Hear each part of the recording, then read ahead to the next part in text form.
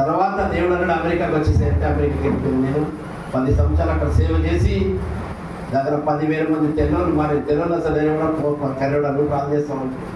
కానీ కార్యాలు చూసి అద్భుతాలు జరిగినప్పుడు వాళ్ళు చూసి ప్రభు దగ్గరికి వచ్చిండ్రు.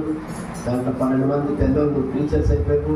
స్పానిష్ చర్చెస్లో 1200 మంది మారిపోయిండ్రు. వాళ్ళతో దొంగలు అన్నమాట, పని చేస్తారు, దొంగల సామాను వెళ్ళిపోయారు. ఆ సెంటర్లో 70 మంది 1,200 మంది మారిపోయారు. దాంట్లో 18 మంది అయ్యగారు అయిపోయారు. హల్లెలూయా. అందుకే అన్ని దేశాలకు మాలాగే స్వార్థం తీసుకొని తర్వాత తీసుకెళ్ళి రోడ్డు మీద నేను రాత్రి అయ్యగారి రోడ్డు మీద మీటింగ్ పెట్టాను. మేము వచ్చేవారికి వర్షం, పెద్ద వర్షం పడతా ఉంది.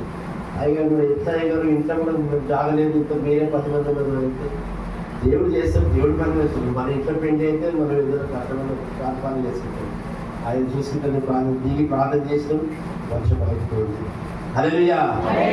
రోజు మేము వర్షం పడుతూనే ఉంది. ఎందుకంటే వర్షాకాలం కదా, అందరికి తప్ప ఉంది కదా, చంపేస్తుంది కదా అంటే ఆయన వాడుకుంటున్నాడు. వాళ్ళకి సువార్త చెప్పాలి, వాళ్ళకి తెలియదు. ప్రపంచంలో దేవాది దేవుడు సృష్టికర్త ఒకడే. ఆయన ఈ లోకానికి రావడానికి దేవుడు ఒక స్త్రీని వాడుతున్నాడు. హల్లెలూయా.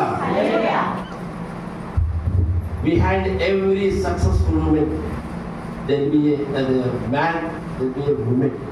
వెనకాల ఒక స్త్రీ ఉంటుందని దేవుని అంటే జ్ఞానం రాసిండు. కానీ బైబిల్ గ్రంథంలో